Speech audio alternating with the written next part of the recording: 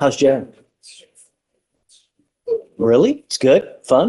No, it's really not, but I'm blessed to be alive. Well, that's a good attitude to have. That really is, because it could be a lot worse. You could always be 6 feet under, right? Right. Your lawyer is asking me to set you a bond, but I'm really concerned. This case is very old and you've been out literally, she's been on the lam for 10 years, Dave? Well, the warrant was on November 9, 2015 for this one, Judge.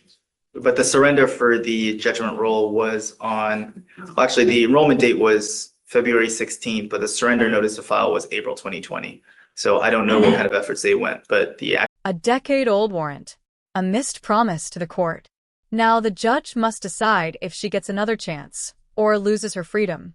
This bond hearing turns into a high-stakes warning no defendant wants to hear. actual forfeiture date was in 2015. Do you know, do they really want, are they going to I come? mean, that's, like with the other ones, I can only confirm the initial teletype confirming that the warrant is valid and they do still want her. We've tried to reach out to, I'm sorry, Mr. Kim has tried to reach out to the demanding jurisdiction to see how serious of a case is it? Are they really going to come back? But he's been unable to reach anyone. And I mean, it's only been, 30, 45 minutes. So,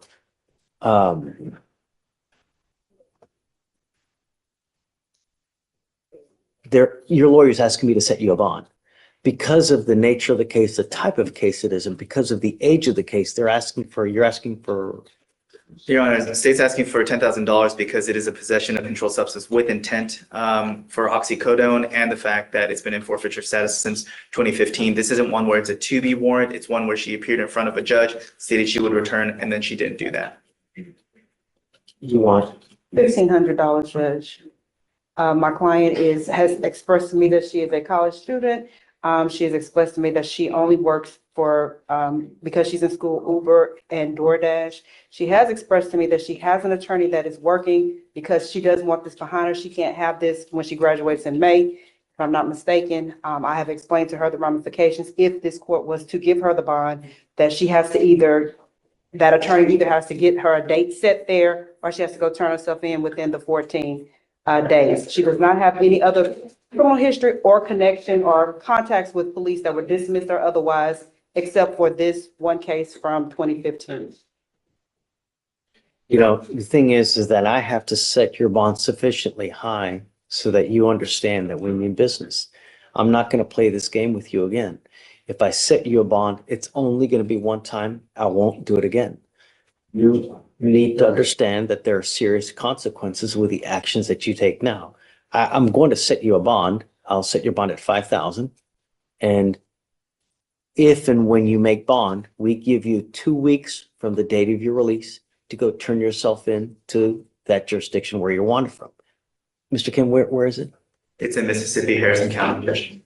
Go. So you have to go turn yourself in. If you fail to do that, I will revoke this bond. I'm going to set it at 0. I will issue a nationwide warrant for your arrest. Obviously, I mean, you can't run forever, right? We're going to get you again. And this time I will physically hold you until Louisiana comes and gets you. Do you understand? I do, Your Honor. Okay. So just knowing that, he has made the bond for $5,000, is that something that you or your family is able to post? Because if not, 5,000 cash? it's 5,000. Oh no, I have a deaf baby. I'm a single parent. My husband died 3.5 years ago. I'm on a fixed income. That's why I do DoorDash, and that's why I do Uber on the side, just to help, So I said that to say that the waiver, if he sets the bond, then the waiver goes away. They don't come and get you. You don't get to have the bond and wait for them at the same time and see which one happens first.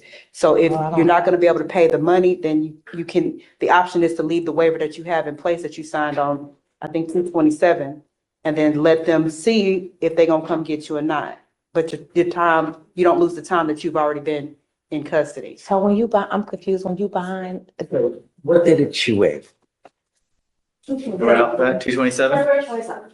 So you have 1, 2, 3, 4, 5, 6 days credit. We give them 14 days to come get you.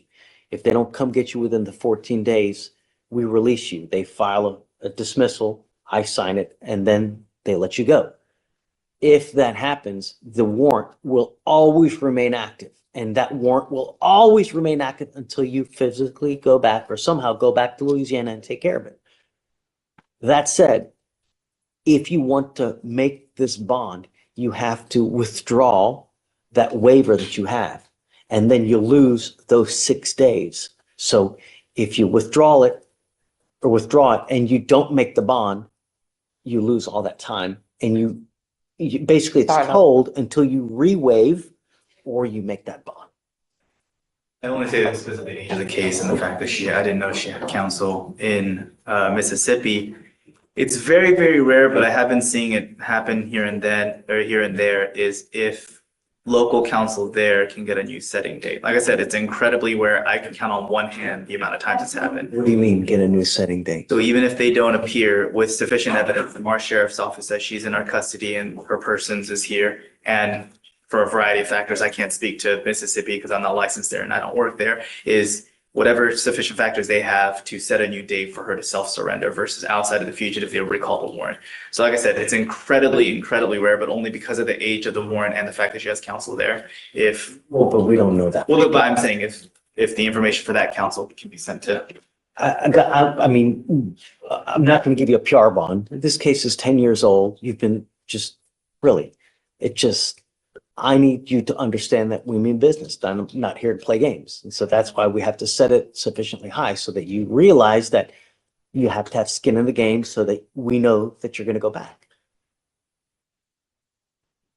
I'll let you guys talk about it. I don't want you to make a decision here in front of everybody. So you guys talk about it. You know, I'm not stuck on the 5,000. I go back down a little bit, but it's not going to be much, you know, but. I'll stand down. Thank you, Judge. Sure. So, Yeah. so Yes, sir. I'll let you guys go talk. Okay, I sir. don't want you to say something here that you might invariably regret because it's in front of everyone, you know? Okay, please. Thank you, Judge. Thank you, I'll Judge. go down some, you know, but a reasonable amount. I'm generally. Old cases don't disappear, they wait. In court, missed promises cost more than money. They cost trust. When a judge gives one last chance, it's not mercy. It's the final warning.